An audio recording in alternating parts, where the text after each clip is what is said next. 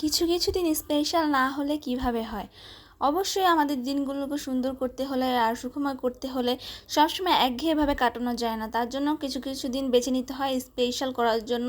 তাতে একঘেয়েও কেটে যায় এবং আমাদের জীবনও সুন্দর হয়ে চলতে থাকে।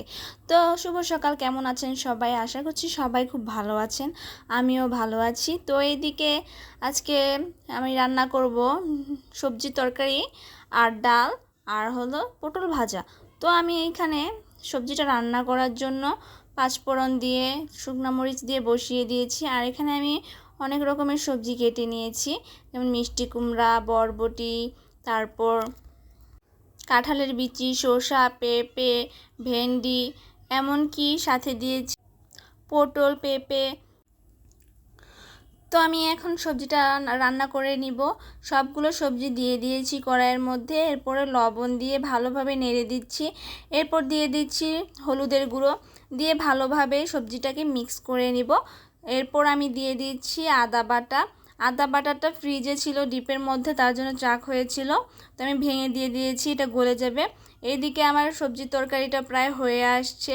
আমি এখানে সব কিছু দিয়ে বসিয়ে দিয়েছিলাম, আর এখানে ডালও রান্না করা হয়ে গিয়েছে।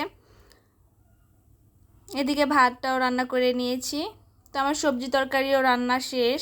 আমি একটু নামানোর আগে সামান্য চিনি দিয়ে দিয়েছিলাম। এখানে আবার বসিয়ে দিয়েছি পটল ভাজার জন্য তেল। তো তেলটা গরম হয়ে আসলে আমি এখানে পটলগুলো ভেজে নিব।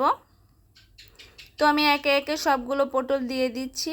তো পটলগুলো আমি আবার চোকলা ফালাইনি, কারণ চোকলা সহ খেতেই ভালো লাগে, এতে মচমচা থাকে আর খেতেও দারুণ লাগে। তো আমি এভাবে সবগুলো পটল ভেজে নিচ্ছি, এপিট ওপিট করে উল্টিয়ে দিচ্ছি যাতে ভালোভাবে ভাজা হয়ে যায়। তো আমি পটলগুলো ভেজে নেব।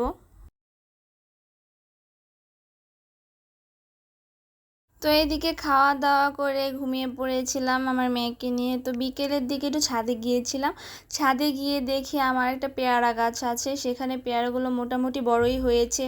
এই পেয়ারাগুলো একটু বেশি বড় হলে ভিতরে পোকা হয়ে যায়, তো খাওয়ার একটু অযোগ্য হয়ে যায়। তো ভাবছি তো এবার বেশি বড় হওয়া লাগবে না, ছিঁড়ে ফেলবো যেগুলো একটু খাওয়া যাবে, আর যেগুলো একদম ছোট সেগুলো একটু বড় হলে ছিঁড়বো। তো আমি দেখছিলাম যে কোন পেয়ারাগুলো খাওয়ার যোগ্য হয়েছে। তো আবার এখানে দেখলাম যে পোকাও হয়ে গিয়েছে অনেকগুলো পেয়ারা। তো এই যে ছিঁড়ে নিচ্ছি আমি এক এক করে, যে পেয়ারাগুলো খাওয়া যাবে সেগুলো ছিঁড়ে নিচ্ছি।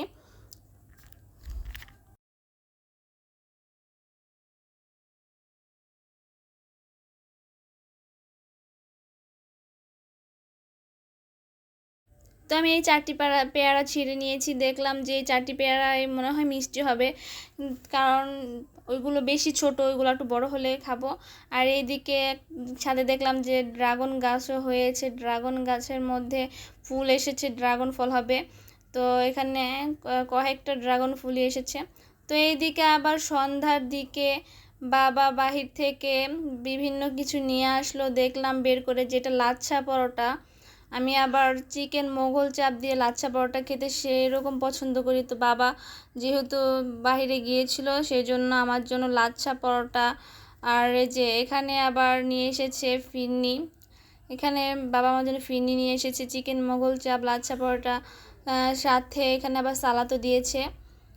আর এখানে আবার পিঠা আমার দিদিমণির জন্য, যেহেতু দিদিমণি এতদিন পরে এসেছে, দিদিমণির জন্য পিঠা বানাবো, এর জন্য বাবা বাহির থেকে নারিকেল, চালের গুঁড়ো এবং গুড় নিয়ে আসতে গিয়েছিল, তখন আমার জন্য আবার এগুলো কিনে এনেছে। তো যাই হোক, এই পিঠার আয়োজন চলবে কাল। তো আজকে এ পর্যন্তই, ধন্যবাদ।